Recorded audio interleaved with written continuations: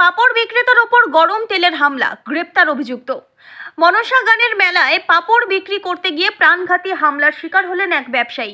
ঘটনাটি ঘটেছে পুরাতন মালদা পৌরসভার 7 নম্বর ওয়ার্ডের জামতলা এলাকায়।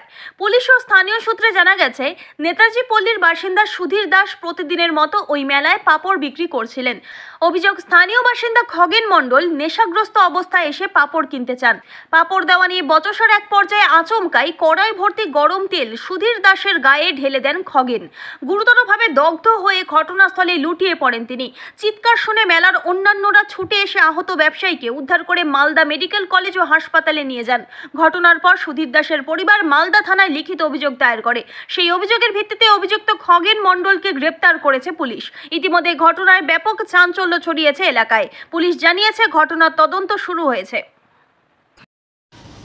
কিছুই হয়নি। আমার স্বামী ওই মদ খেয়ে আসে, আমার স্বামীকে বলছে পাপড় দাও। আমার স্বামী বলছে কি দাঁড়াও, দিচ্ছে পাপড় গরমই আছে না, আমি গরম পাপড় নেবো। এই কড়া সারা আর তেল দেওয়া সারা আমার বড় গায়ে। কিভাবে কি করলো? ওই তো কড়াই ধরেই ঢালা দিচ্ছে গায়ের। কড়াই ধরেই? হ্যাঁ। পরে আপনারা কি করলেন? তারপরে তো আমি চিল্লাচ্ছি, কান দিচ্ছি, আমার স্বামী ছাড়া আমার কেউ নেই। কি ব্যবসা করেন? আমরা এই বাদামের আর পাপড়ের দোকান করি। কালকে কোথায় ব্যবসা করছিলেন? এখানে ওর বাপের। কোন জায়গাটা? ওই জামতলা মোড়ে। হ্যাঁ, আমরা প্রতিদিনের দোকান, সেখানে অনুষ্ঠান হয়, সেখানেই দোকান লাগাই। অকারণেই তিনি ওইরকম করলেন? হ্যাঁ, আমার স্বামী কোনোদিন ঝামেলা করে না, কারোর সাথে না, আজও করে না। কালকে কি এমন হয়ে গেল যে ওইভাবে ওই তো মদ খেয়ে আসে, তাই আমার স্বামীকে মদ খেয়ে আসে দিয়ে আগে এক থাপ্পড় মারে দিবে, তাও আমার স্বামী বলবে না। কালকে থাপ্পড় মারতো। এখন আপনার স্বামী কোথায় আছেন? আমার স্বামী এখন ভর্তি আছে ইয়েতে, হাসপাতালে। কেমন অবস্থা? এখন খুব খারাপ। কোথায় কোথায় লেগেছে? কোথায় কোথায় লেগেছে কোনো জায়গায় বাদ নেই। শরীরে? হ্যাঁ, কোনো জায়গাতেই বাদ। গরম তেল? হ্যাঁ, গরম পোড়া তেল। খালি চোখটা খালি বাঁচাতে, পুরোটা মুখ পুড়িয়েছে। এখন মানুষের আসে নাই, বাঁচবে কে বাঁচবে। প্রশাসনের কাছে দ্বারস্থ হয়েছেন? না। হ্যাঁ, কি চাইছেন আপনি? আমি আমার স্বামীকে চাই, ভালো চাই।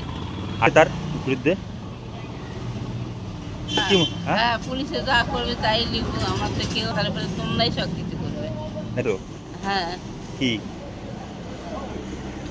আপনার নাম? আমার নাম মালতী দাস। আমার বাড়িতে স্যার মনসা গান হচ্ছিল, বুঝতে পারলেন তো। হট করে দেখছি ভিড় লেগে গেছে, গিয়ে দেখছি যে পাপড় নিয়ে ঝামেলা লেগে গেছে। হয়তো দিতে দেরি করেছে, আমি শুনলাম সবার কাছে, পাড়ার মানুষের কাছে, ওই নাকি দিতে দেরি করেছে অল্প। ভিড় তো লাগবেই স্যার, মেলার দোকানে ভিড় তো লাগবে। ভিড়ের মধ্যে হয়তো দিতে দেরি করেছিল, আর ও ড্রিঙ্ক করেছিল স্যার। ড্রিঙ্ক করার সামনে ফেলে দিয়েছে গায়ে একদম গরম তেল পুরোটাই।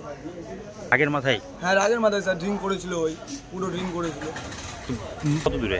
ওই হাফ কিলোমিটারের ডিস্টেন্স। পরিচিতের মধ্যে পড়লো না, হয়তো রিলেটিভ হয়নি স্যার। আচ্ছা, তারপরে কি আমরা নিয়ে আসলাম, হসপিটালে নিয়ে গেলাম, মোলপুর হসপিটালে নিয়ে গেলাম, ওখান থেকে মালদা মেডিকেলে ট্রান্সফার করেছে। আচ্ছা, কেমন অবস্থা আছে এখন? স্যার সিরিয়াস অবস্থায় আছে। পুলিশকে জানিয়েছেন বিষয়টা? হ্যাঁ, পুলিশকে জানিয়েছি। কালকে পুলিশ গেছিল রাতে, তো উঠিয়ে নিয়ে ধরা পড়েছে। কি চাইছেন আপনারা? আমরা শাস্তি চাই। তো একটা ঘটনা, ভয়ঙ্কর ঘটনা, একটা বয়স্ক মানুষের গায়ে গরম তেল দেওয়া মানে ভয়ঙ্করই ঘটনা। শুধু ব্যবসা করেন? তো এখন তো কি মনে করছেন? এটাই তো কি আমার স্বামী